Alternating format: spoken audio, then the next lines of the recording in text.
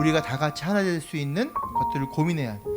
무엇이 옳고 그르고 이런 것들을 얘기하는 공동체가 아니에요.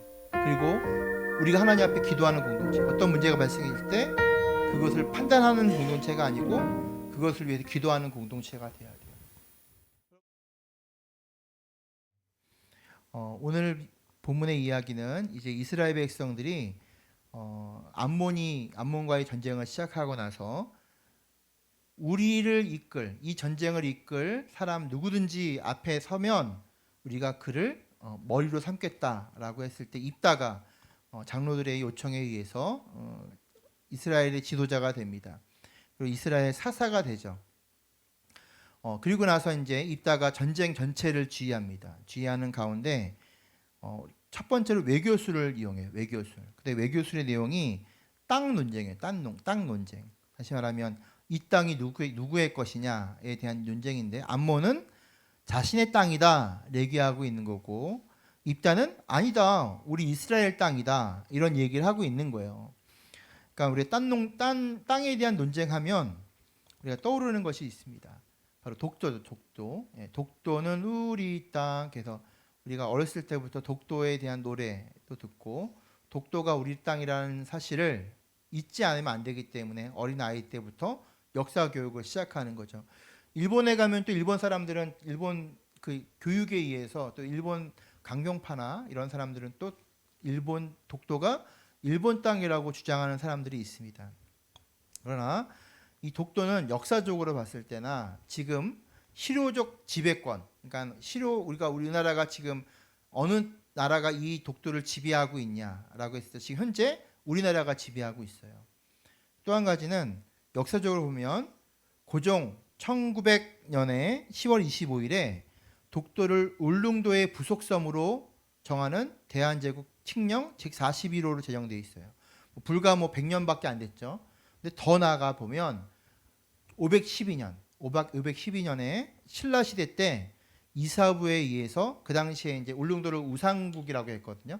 그러니까 우상국을 정벌하고 우상국을 이 독도와 함께 신라에 편입시켰어요. 그러니까 역사적으로 보면은 512년 때부터 이 독도는 문헌에, 그러니까 국가 지배의 어떤 문헌에 우리나라 한민족의 땅으로 규정되어 있습니다. 그래서 역사적으로나 아니면 실효 지배를 하고 있는 지금 현실에서나 독도는 어떻게 해서든 우리나라의 땅일 수밖에 없죠. 그러나 일본 사람들은 우기고 있죠. 독도가 자기네 땅이라고 우기고 있습니다. 마찬가지예요. 지금 아모리 족속도 이 암몬 족속도 독도가 누구의 땅이냐? 아니 독도래요. 죄송해요. 이스라엘 지금 있는 이 길라앗 땅이 누구의 땅이냐에 대해서 계속 논쟁을 벌이고 있습니다. 여기에 등장하고 있는 보면 암몬이라는 족속이 암몬. 이 암몬은 그 모압과 암몬은 아브라함의 조카인 롯이 롯의 후손입니다. 그러니까 롯이 딸들이 있는데 이 딸들이 남자들이 다 죽으니까 아버지와 어떻게 보면 근친상간을 통해서 낳은 아들이 바로 모압과 암몬이에요. 그러니까는 어떻게 보면은 아브라함의 조카니까 사촌지간인 거죠. 그다음에 에돔 땅은 야곱의 형인 에서의 후손입니다. 그러니까는 직접적으로 어떻게 보면 아브라함의 자손이기도 하지만 한편으로는 약간 격가지로 빠진 사촌지간이라고 볼 수 있습니다. 그러니까 전혀 남은 아닌 것이죠. 우리 12절 말씀 볼까요? 12절 같이 읽겠습니다. 시작. 입다가 암몬 자손의 왕에게 사절을 보내어 말을 전하였다. 우리 사이에 무엇이 잘못되었기에 나의 영토를 침범하는가? 입다가 얘기하는 거예요. 분명히 얘기하죠. 나의 땅에, 나의 영토에 어떻게 너희들이 침범하느냐라고 분명하게 얘기합니다. 그러나 13절에 보면 이 암몬 자손의 왕이 사절에게 얘기합니다. 같이 한번 볼까요? 시작. 암몬 자손의 왕이 입다의 사절에게 말하였다. 이스라엘이 이집트에서 올라올 때 아르논 강에서부터 야복강과 요단강에 이르는 나의 땅을 점령하였습니다. 그러니 이제 말썽을 일으키지 말고 그 땅을 내놓으시기 바랍니다. 역사적인 논쟁을 갖고 나옵니다. 그러니까 역사적으로 보면 이 땅은 당신네들이 이집트에서 올라올 때 아르논 강에서부터 야복강까지 요단강에 이르는 나의 땅을 점령했다는 거예요. 근데 이 말이 진짜일까라고 보면 신명기 2장 19절 같이 한번 볼까요? 시작. 같이 읽을게요. 시작. 암몬 자손이 사는 곳에 다다를 것이니 너는 그를 괴롭히지 말고 싸우지도 말아라. 암몬 족속의 땅은 내가 너희에게 유산으로 주기로 약속한 땅이 아니다. 그곳은 내가 이미 롯의 자손에게 유산으로 주었기 때문이다. 그러니까 가데스 바네아에서 이제 거절을 당하잖아요. 그리고 나서 이스라엘 백성들이 이제 그 40년 동안 광야 생활을 합니다. 그리고 가데스 바네아 쪽으로 올라가는 게 아니고 돌아서 요단강 서편 쪽으로 돌아가요. 근데 돌아가는 길에 누구의 땅이 있냐면 모압과 암몬 땅이 있어요. 에돔 땅이 거쳐를 가야 되는 거예요. 근데 보면 신명기서 2장 19절에 보면 모세가 유언을 남겼죠. 너희들이 가나안 땅에 들어갈 때 암몬 자손이 사는 땅 이곳을 지나가지 말래요. 어떻게 지나가지 말고 어떻게 하라고 있어요? 그것을 돌아서 가라고 얘기하고 있어요. 그들을 점령하지 말고. 그 땅은 누구에게 줬다고요? 바로 롯에게 줬다고 얘기하고 있는 거예요. 그래서 이스라엘 백성이 이 말을 지켰을까요? 안 지켰을까요? 철저하게 지켰어요. 철저하게 지켰어요. 처음에는 이 땅을 지나갈 때 거기가 이제 왕의 대로라고 얘기하거든요. 그러니까 지금도 보면은 요르단에서 쭉 보면 이제 페트라까지 이어지는 땅이 있습니다. 밑으로. 그래서 그 사막 이름이 뭐죠? 예, 밑에 있는 붉은 사막 기억 안 나죠? 바디럼, 바디럼까지 이어지는 그 쭉 대로가 있는데 그 대로가 바로 왕의 대로예요. 그 땅으로 올라가려고 하는데 문제는 이제 그 전에 이스라엘이 아멜렉과의 전투를 했다는 이야기 들었잖아요. 그러니까는 지금 60만 명 대군이 지나가는 거예요. 그러면은 암몬 입장에서는 어떨까요?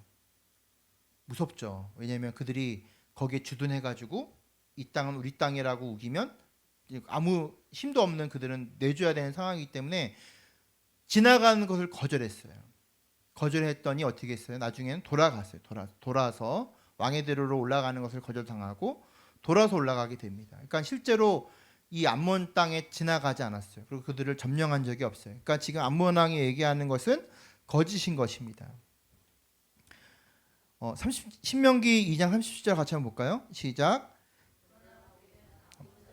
땅과 야복강 강의 산지에 있는 성읍들과 또 우리의 주 하나님이 우리에게 가지 말라고 하신 곳은 어느 곳도 접근하지 않았습니다. 지나가지 않았어요. 지나가지 않았어요. 우리 14절부터 15절 말씀 보겠습니다. 시작. 입다는 다시 암몬 자손의 왕에게 사절을 보냈다. 사절이 그에게 말을 전하였다. 나 입다는 이렇게 답변합니다. 이스라엘이 모압 땅과 암몬 땅 빼앗은 것은 아닙니다. 네. 암몬 자손이 땅을 뺏지 않았다라는 사실을 분명히 밝힙니다.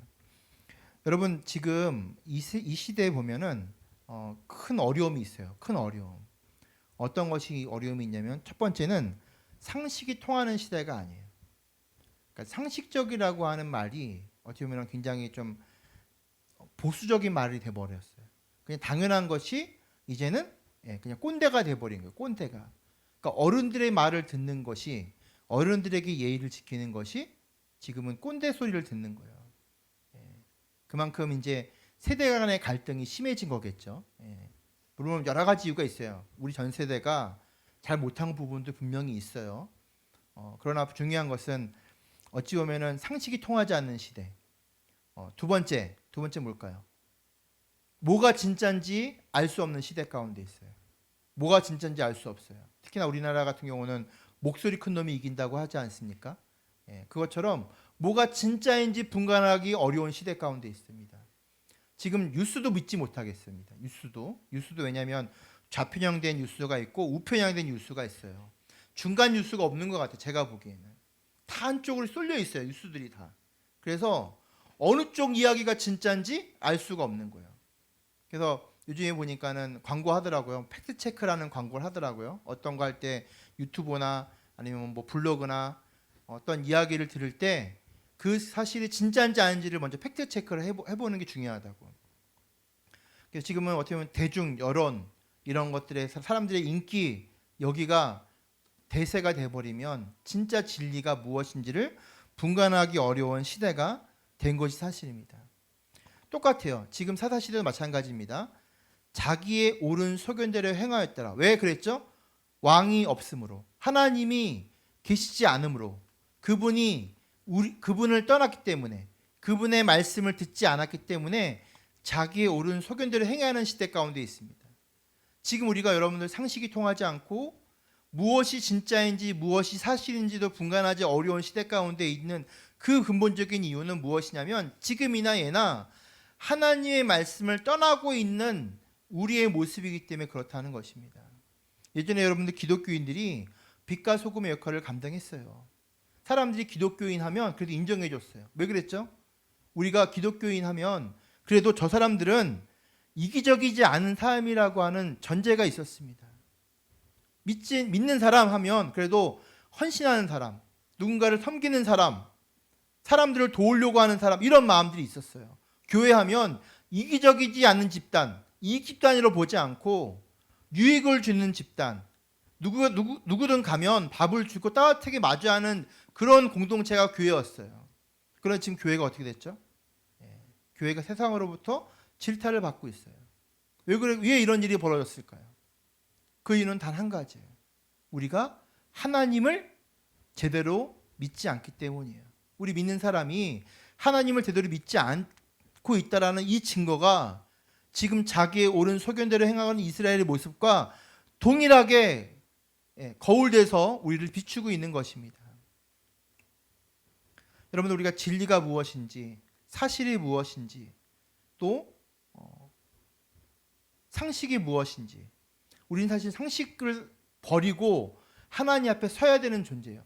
상식 수준에 머물면 안 되는 존재거든요. 근데 지금은 상식만 돼도 믿음이 좋은 사람이라고 얘기합니다. 예전에 여러분들 주일 성수하는 거 당연한 거였어요. 또 뭐 헌금 생활하는 거 당연한 거였어요. 그 이상 돼야 장로감이지, 뭐 권사감이지, 이런 이야기를 들었어요. 근데 지금은 여러분들 아시죠? 이번에 제가 커뮤니티에 일산 아지매라는 커뮤니티에 들어가 봤어요. 거기 커뮤니티에 어떤 글이 있냐면 이런 글이 있습니다. 헌금을 얼마나 내야 올라가냐, 이렇게 올라갑니까 돼 있길래 제가 올라간다는 표현이 저는 천국 가는 걸 얘기하시나 싶어가지고 제가 댓글을 달아드렸어요. 뭐 헌금 내는 거와 관계없이 주님을 믿으면 우리가 믿으면 천국 갈 수 있습니다. 이렇게 썼더니 그걸 얘기한 게 아니라 직분을 받는 거 얘기한다는 거예요. 직분을 받는 거. 그러니까 헌금을 많이 내야 직분을 받습니까? 그걸 물어보는 거죠. 물론 이분도 잘 몰라서 물어본 것도 있고, 또 한 가지는 교회가 그런 물질을 내는 거에 의해서 직분을 주고 있는 그런 행태들이 있어요. 물론 그거를 대놓고 얘기하고 있지는 않지만 직분이 되면 17반 걷어서 뭐 해야 되는 그런 분위기가 있어요. 이건 교회가 강요하지 않아도 그냥 그 사람들끼리 주어지는 어떤 그런 암묵적인 그런 게 있거든요. 그러니까 지금 그러니까 어떤 질문이 나오는 거예요. 헌금을 얼마를 더 많이 해야 직분을 받습니까? 그걸 물어보고 있는 것입니다. 여러분, 지금 이것이 믿는 사람들이, 그나마 믿음이 있는 사람들이 교회를 바라보고 있는 시각이에요. 비상식적이죠. 상식 수준도 아닌 거예요. 그건 헌금은 정직하게 하면 돼요. 내가 할 수 있는 만큼 최선을 다해서 헌금하고, 그리고 믿음 생활 성실하게 하고, 그 이상 됐을 때 더 헌신하고, 내가 더 누군가를 위해 봉사하고 싶고, 누군가를 섬기고 싶고, 또 하나님의 사명 복음 전하는 일을 감당하고 싶고, 그런 사람들이 직분을 받는 거예요. 지금은 어떻게 해요? 헌금만 잘 내도, 주일 성수만 잘해도 직분을 주는 그런 시대 가운데, 직분이 무슨 제가 계급이 있다는 어떤 수준이 되는 걸 얘기하는 게 아니에요.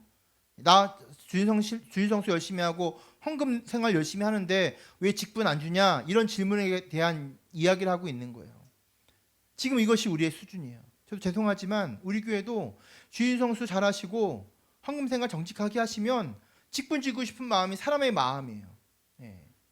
그 정도만 됐으면 좋겠어요. 너무 그런 마음이 있어요, 사실은. 왜냐하면 우리가 갖고 있는 신앙의 기준이 지금 계속 떨어지고 있는 거죠.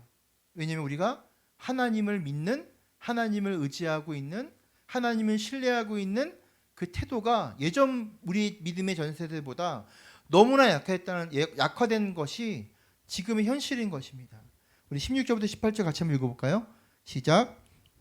이스라엘이 이집트에서 나와 광야를 지나고 홍해를 건너 가데스에서 이르렀을 때 이스라엘이 에돔 왕에게 사절을 보내어 에돔 왕의 영토를 지나다가다 허락하여 달라고 부탁한 일이 있었습니다. 그러나 에돔 왕은 이 부탁을 들어주지 않았습니다.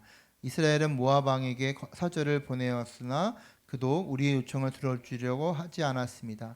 그래서 이스라엘은 가데스에 머물러 있다가 광야를 지나 에돔과 모압을 돌아서 모압 땅 동쪽으로 가서 아르논 강에서 진을 쳤으며 모압 땅에는 들어가지 않았습니다. 아르논 강이 모압 땅의 국경이기 때문이었습니다.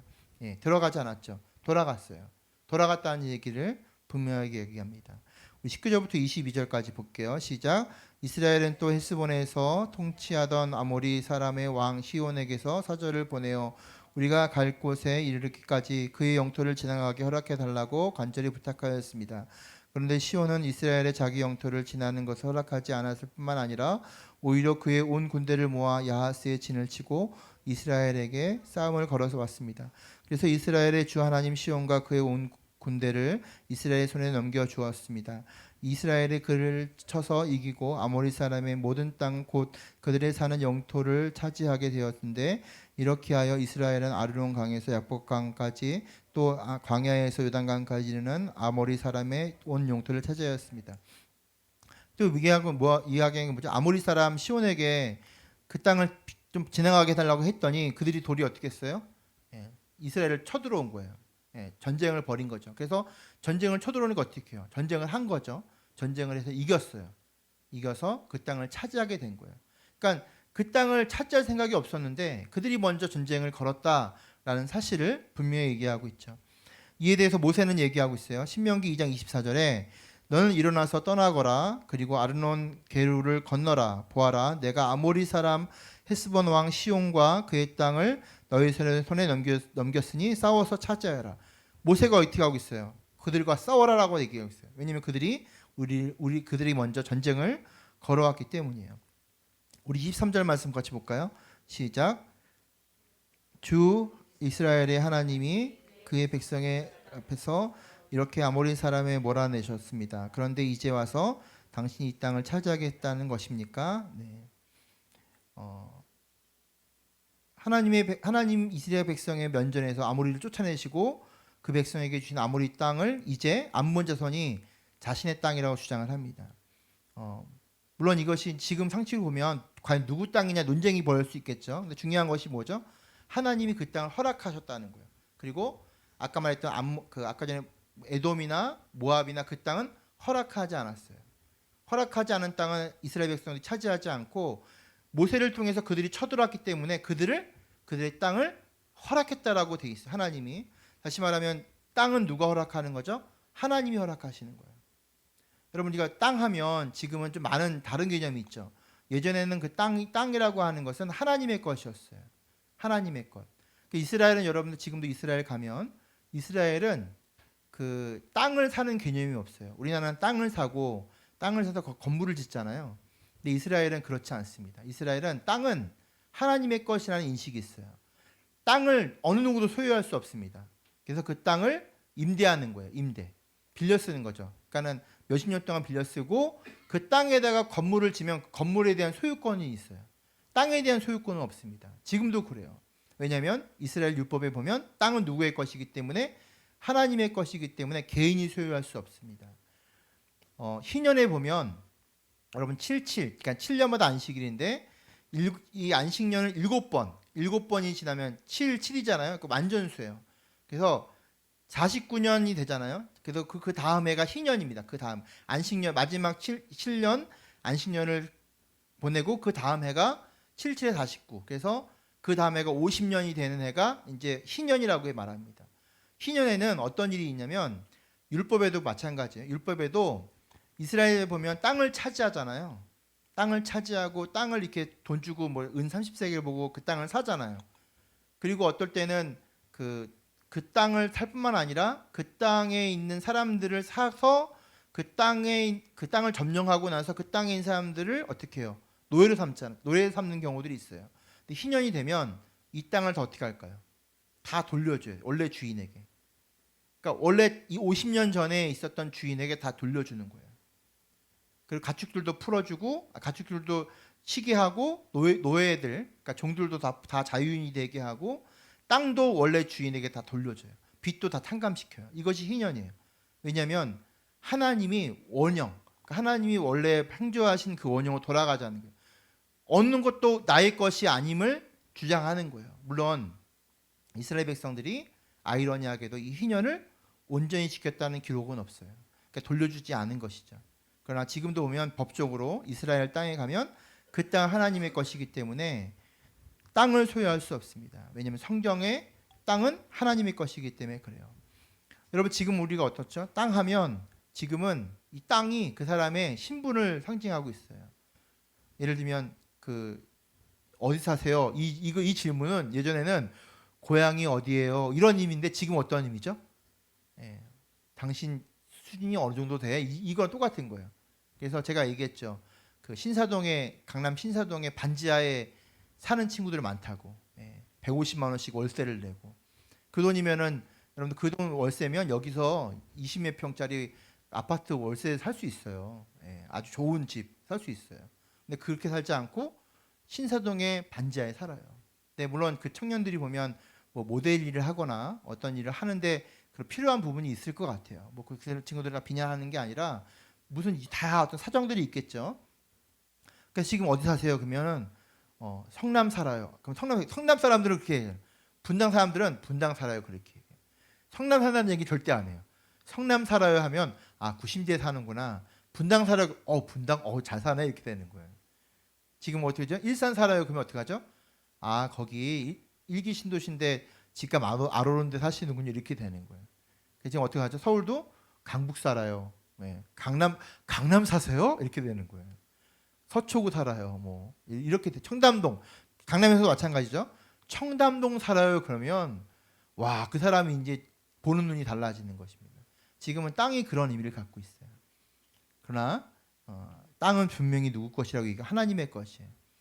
땅은 하나님을 상징하는 것이지 우리 인간을 나타내는 게 아니에요. 인간의 탐욕과 인간이 갖고 있는 어떤 그런 물욕, 인간이 갖고 있는 어떤 교만함 그런 것들이 이 땅을 통해서 나타나고 있습니다. 지금 물론 신분 사회는 아니에요. 근데 그 사람이 사는 곳이 어디인지, 그 사람이 얼마나 많은 것들을 갖고 있는지 그것을 통해서 그 사람을 다르게 보고 그 사람을 낮추어 보고 그런 일들이 지금 인간의 갖고 있는 연약함, 인간의 죄악임을 우리는 분명히 기억하셔야 돼요. 우리 레위기 신명기 이사야 66장 1절에 보면 주님께서 이렇게 말씀하신다. 하늘은 나의 보좌요, 땅은 나의 발 받침대다. 그러니 너희가 어떻게 내가 살 집에 짓겠으며 어느 곳에다가 나를 쉬게 하겠느냐. 이 땅은 다 하나님의 것임을 얘기합니다. 시편 115편 16절에 보면 하늘은 주님의 하늘이라도 땅은 사람에게 주셨다. 그래서 하나님께서 이 땅을 다스리도록 허락하신 거예요. 하늘은 아닌데 하나님이 이 땅을 좀 다스리고 관리하도록 주신 것이죠. 레위기 25장 23절에 보면 땅을 아주 팔지 못한다. 땅은 나의 것이다. 너희는 다만 나그네이며 나에게 와서 사는 임시 거주자일 뿐이다. 이것이 하나님이 땅을 허락하신 그 목적인 것입니다. 땅을 취함과 빼앗음은 모든 땅의 주인이신 하나님과 어떤 관계를 가지고 있느냐에 의해서 좌우되는 것입니다. 암몬 사람들은 뭐라고 얘기하고 있어요? 이 땅은 내 것이다 라고 말하고 있어요. 그러나 입다는 나의 땅이라고 얘기하고 있지만 하나님이 허락하시냐 안 하느냐에 따라서 결정하는 거예요. 입다 여러분들 아시겠지만 지난주 말씀에 이 전쟁에 자기가 지도자가 되는 조건을 걸죠. 하나님이 암몬을 허락하신다는 게 뭐예요? 하나님이 그 땅을 허락하시면 내가 그들과 전쟁하겠다는 거예요. 다시 말해 이 땅이 누구 것인지를 입다는 분명히 알고 있는 것입니다. 우리 사사기 11장 24절 말씀 보겠습니다. 시작. 당신이 섬기는 그 신 그모스가 당신의 목에서 준 땅을 차지하지 않았습니다. 그는 주 우리 하나님 우리 앞에서 원수를 몰아내고 주신 모든 땅을 차지한 것입니다.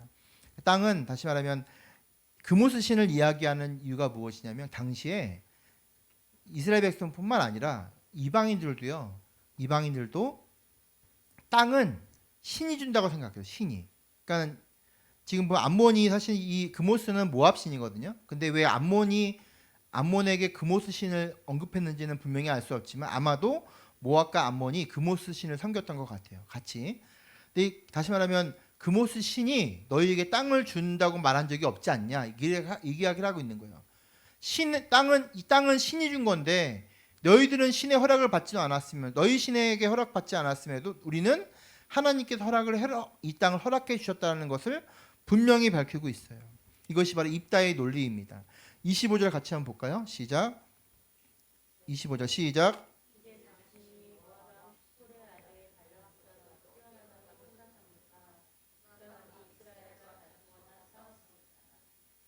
예, 발락에 대한 이야기가 있는데 이건 뭐 길어져서 이건 생략을 할게요. 다시 말하면 이 발락이라는 사람인데 이 발락은 아모리 족속을 정복할 때 이스라엘 백성과 전쟁을 했던 인물입니다. 그래서 이 전쟁에서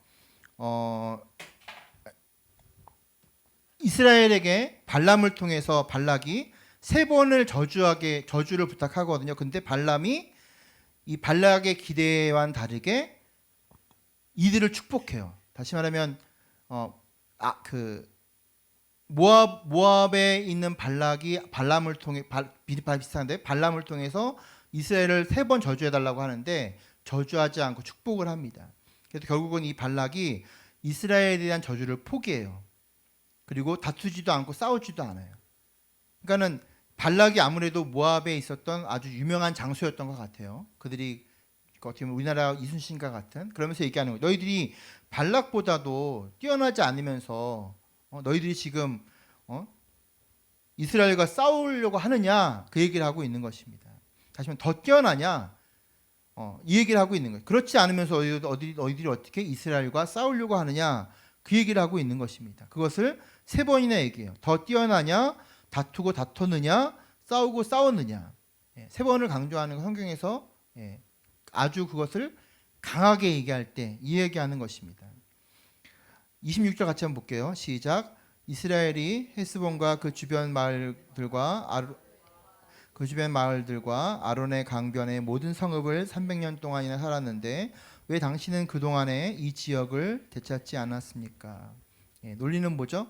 300년 동안 이곳을 한 번도 찾으려고 하지 않았냐고요.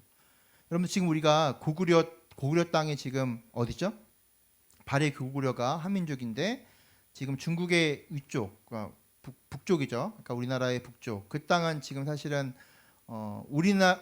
역사적으로 우리나라 땅이잖아요. 고구려 때부터 그다음에 발해 때까지, 그러니까 고려가 들어서기 전까지 우리나라 땅이었는데 그 땅을 우리가 우리나라 땅이라 달라는 얘기를 하지 않잖아요. 그게 왜 그렇죠? 그 땅을 오랫도록 중국이 지배하고 있기 때문에 그래요. 똑같은 논리예요. 지금 너희들이 지금 300년 동안 우리가 차지하고 있었을 때 달란 얘기를 한 번도 하지 않았지 않았냐. 그리고 그 전에 분명히 이 땅을 차지할 수 있는 기회가 있었는데 너희들은 이 땅에 관심이 없지 않았냐. 그 얘기를 하고 있는 것입니다. 우리 27절 같이 볼게요. 27절 시작. 나로서는 당신에게 잘못한 것이 전혀 없는데도 당신이 나를 해치려고 쳐들어왔으니 심판자이신 주님께서 오늘 이스라엘의 자손과 암몬 자손의 사이를 판가름해 주실 것입니다. 지금 논쟁을 벌이고 있어요. 다시 말하면은 우리가 재판을 받을 때 변호사와 검사가 서로의 유무죄를 다투는 것과 똑같습니다. 누가 더 옳으냐, 누가 더 맞냐 그 얘기를 하고 있는 거죠. 입다는 입다에 대한 논리를 폈고 또 암몬 왕은 암몬 왕 나름대로 자기의 논리를 폈어요. 그것이 진짜인지 거짓인지는 뭐 서로 아까 봤듯이 다 알 수 있지만 그러면서 입다는 결론을 내리죠. 어떻게 얘기하죠? 나만 맞다, 내가 옳다 그렇게만 주장하고 있지 않고 뭐라고 얘기하고 있어요. 마지막에 보면 심판자이신 주님께서 오늘 이스라엘 자손과 암몬 자손 사이를 판가름해 주실 것이다 라고 하는 거예요. 여러분 사사 시대에는 14명의 사사가 등장합니다. 인간 사사예요. 근데 인간 사사의 면모를 보면 멀쩡한 사람이 별로 없어요. 다 보면 하나같이 이상해요. 블레셋부터 시작해서 우리가 계속 앞에서 봤던 사람들 보면 사사로서 적합한 사람이 아니에요. 그 사람의 출신이나 그 사람의 능력이나 그 사람이 갖고 있는 어떤 신앙의 상태도 마찬가지예요. 사사로 봤을 때는 별로 적합한 인물이 아니에요. 그럼에도 불구하고 하나님 그들을 사사로 세우셨어요. 왜 그랬을까요? 여러분, 하나님께서 세우신 첫 번째 왕이 누구죠? 사울이에요. 하나님이 이 사울을 세울 때 인간이 세운 왕이죠, 물론. 두 번째 왕 다윗이에요. 세 번째 왕 솔로몬입니다. 이 왕들의 특징을 보십시오, 여러분. 어떻죠? 다 하나같이 나사가 하나같이 빠져 있습니다. 다윗도 마찬가지고 솔로몬도 마찬가지. 사울만 그런 게 아니고 다 하나같이 이상해요. 하나같이 보면 뭔가 문제가 있는 사람들이에요. 그런데 그들을 하나님이 택하셔서 세우셨습니다. 왜 그렇죠? 이스라엘의 왕이 누구시기 때문에, 하나님이시기 때문에 그렇습니다. 마찬가지 사사도 사사 시대를 통해서 이야기하는 근본적인 이유가 있어요.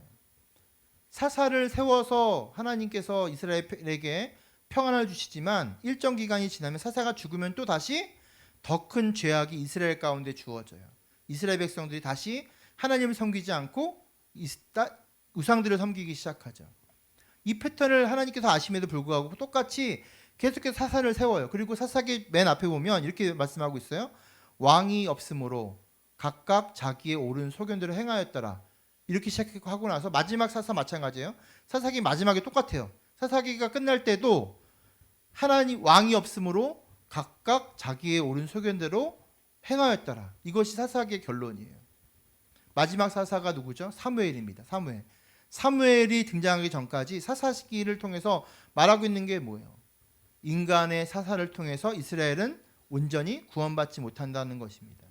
지금 암몬과 이스라엘의 이 논쟁, 교회와 세상과의 논쟁, 내가 맞냐 너가 맞냐 이 논쟁, 이런 부부싸움 왜예요? 부부싸움 하는 이유는 딱 한 가지예요. 기분 나빠서 하는 경우도 있고 옳고 그름이 때문에 하는 경우도 있고 여러 가지 이야기를 해요. 여러분들 옳고 그름을 갖고 이겨도 찝찝해요. 가족 사이에 이겨도 찝찝. 저도 아주 그렇고 마음이 좀 그렇습니다. 이것이 하나님의 공동체의 특징입니다. 지금 입다가 아무리 논리를 펴서 세상을 이긴다고 해도 여러분 이것은 하나님이 기뻐하실 일이 아닙니다.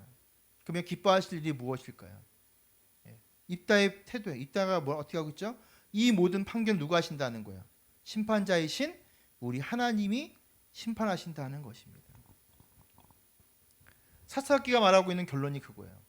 우리의 유일한 사사가 누구냐?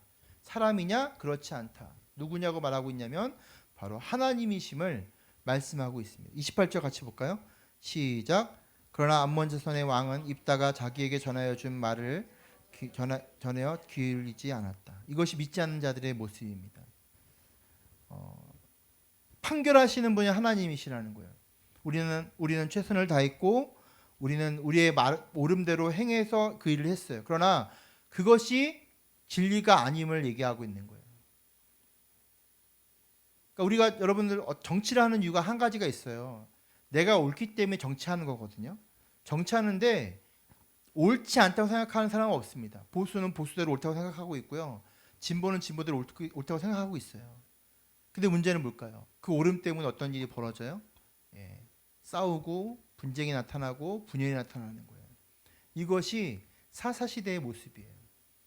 누가 옳으냐 때문에 어떤 일이 벌어져요? 가정에 싸움이 일어나기 시작해요. 여기서 이긴 자는 없고 진 자도 없어요. 이겨도 진 것이고 저도 그냥 이긴 게 아니에요. 이것이 우리가 살아가고 있는 모습이에요. 그래서 입단 얘기하죠. 우리의 유일한 사사가 누구냐? 우리의 유일한 심판자가 누구냐? 우리를 판결하실 분이 누구시냐? 바로 하나님임을 이야기합니다. 우리 포도원 일꾼의 비유를 잠깐 볼게요. 잠깐 마지막 보겠습니다. 14절부터 16절 시작. 당신에게 주는 것과 꽃같이 이 마지막 사람에게 주는 것이 내 뜻이요 내 것을 가지고 내 뜻대로 할 수 없다는 말이요 내가 후회하지 때문에 그것을 당신에게 거슬려 하소. 이와 같이 꼴찌들이 첫째가 되고 첫째들이 꼴찌가 될 것이다. 포도원 주인의 비유예요. 처음 온 사람이나 나중에 온 사람 품삯이 똑같은 거예요. 그러면서 포도원 주인이 말하고 있죠. 뭐라고 얘기하고 있죠? 내 걸 가지고 내 때 할 수 없다는 얘기냐. 내가 후하기 때문에 후하게 준다는데 뭐가 문제냐 그거예요. 처음 온 사람이나 나중에 온 사람 똑같이 준다는 거거든요. 예. 우리의 논리는 어떻죠? 내가 더 열심히 더 많이 일했는데, 내가 더 손해봤는데, 내가 더 많이 노동했는데 왜 나에게 정당한 대가를 주지 않느냐. 죄송한 얘기지만 이게 MZ세대예요. MZ세대. 예, MZ세대. 당당한 자기의 권리를 주장하는 거죠. 나쁘지 않아요, 물론. 똑똑똑 부러져요. 똑 부러져요. 퇴근 시간 되면 칼퇴근해요. 예, MZ세대 특징이에요. 고참들 눈치 보지 않죠. 우리 저희 때도 물론 그런 X세대도 그런 부분이 없잖아 있었어요. 그러면서 요즘 것들 뭐 이런 얘기 많이 하잖아요. 어른들이. 예, 똑 부러지는 세대죠. 예. 근데 여러분 문제는 뭐죠? 예. 회사에는 나이 든 사람부터 나이 어린 사람 다 있어요. 그렇죠? 나이 많은 사람은 어떻게 해야 돼요? 자기 기준에 맞춰서 그 사람을 평가하지 말고, 나이 어린 사람은 자기 오름대로 모든 것들을 잣대를 대지 말고 어떻게 해야 되는 거예요? 우리가 다 같이 하나 될 수 있는 것들을 고민해야 돼. 그래야지 회사 생활이 행복한 거죠. 내가 조금 손해 보고 내가 양보했을 때, 서로에 대한 마음이 열렸을 때, 여러분 그 사람이 어려움을 당하거나 좀 늦으면 무슨 일이 있겠지 이렇게 생각하는 거예요. 근데 너무 옳고 그름만을 판단하면 어떻게 될까요? 회사 생활이 피곤해지는 거예요. 그냥 몸은 편할 수 있어도 마음이 불편해지는 거예요. 교회도 마찬가지예요. 우리가 속해 있는 공동체도 마찬가지예요. 하나님이 판결해 주시는 거예요. 하나님이 주신 자도 하나님이시고 거두신 자도 하나님이세요. 여러분 욥의 경우가 바로 그렇죠. 욥은 여러분들 생각해 보세요. 하루아침에 어떤 일이 벌어졌어요? 자식을 잃어버렸어요. 여러분 하루아침에 자식을 잃어버리고 모든 재산을 다 잃어버렸으면 여러분 어떤 마음이 들 것 같아요? 욥과 같은 고백을 할 수 있을 것 같아요? 그러지 못하죠. 근데 거기에 나와서 엘리바스가 와서 어떻게 얘기하죠? 빌다시 와서 얘기하죠. 네가 분명히 뭐 잘못한 게 있으니까 이런 일이 있을 거야. 그럴듯한 말이에요. 그럴듯한 말. 너가 교만하기 때문에 이런 말 주는 거야. 여러분 이런 말 우리 교회 안에서 필요 없어요. 세상에도 그런 말 필요 없다고 얘기해요. 무엇이 필요하죠? 하나님이 얘기하죠. 나는 너가 태어나기 전부터 내가 너와 함께 있었다고 얘기해요. 창세 전부터 너가 있기도 전부터 내가 있었다고 얘기해요. 지금 뭐 하는 거예요? 우리가 함께 모여서 함께 있는 거예요. 함께. 무엇이 옳고 그르고 이런 것들을 얘기하는 공동체가 아니에요. 그리고 우리가 하나님 앞에 기도하는 공동체. 어떤 문제가 발생할 때 그것을 판단하는 공동체가 아니고 그것을 위해서 기도하는 공동체가 돼야 돼요. 여러분들 제가 부족한 부분이 있겠죠. 물론. 여러분 그것들을 우리가 판단하면 어떤 일이 벌어질까요? 교회가 재미없어지는 거예요. 저 목사님 얼굴이 왜 저렇게 생겼어? 그건 어떻게 할 수가 없는 거잖아요. 성격이 왜 저 모양이야? 마찬가지죠. 어느 집사님을 향해서 누굴 향해서. 여러분 그렇게 되버리면 교회 생활이 불행해지는 거예요. 서로를 향해서 안 좋은 마음들을 품게 되는 거예요. 어떻게 할까요? 기도하는 거예요. 우리 목사님 얼굴 좀 작게 해주시고 살 빠져서. 우리가 서로 기도하다 보면 어떤 일이 벌어져요. 부부도 마찬가지, 공동도 마찬가지. 그렇게 되면 어떻게 될까요? 하나님이 기뻐하시는 공동체가 되는 거예요. 하나님이 우리의 판결자, 우리의 사사임을 고백하는 행위가 바로 그런 거예요. 우리가 판단하지 않는 거예요. 우리가 정죄하지 않는 거예요. 하나님이 시간 속에서 일하시는 하나님의 계획을 믿는 거예요. 하나님이 나를 이곳에 보내신 이유가 있겠구나. 하나님이 내 자녀를 낳게 하신 목적이 있겠구나. 우리 아이 보면 답답한 부분이 없잖아. 있을 수도 있고 뭐 저럴까 해도 있고 많이 있지만 하나님이 이 아이를 통해서 하시고자 하는 일이 있구나.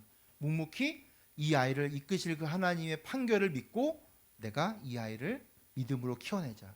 이런 마음으로 가는 거예요. 이것이 우리의 인생이고 하나님이 우리의 판결자임을 믿고 우리의 사사임을, 우리의 유일한 사사임을 믿는 우리의 신앙 고백인 것입니다.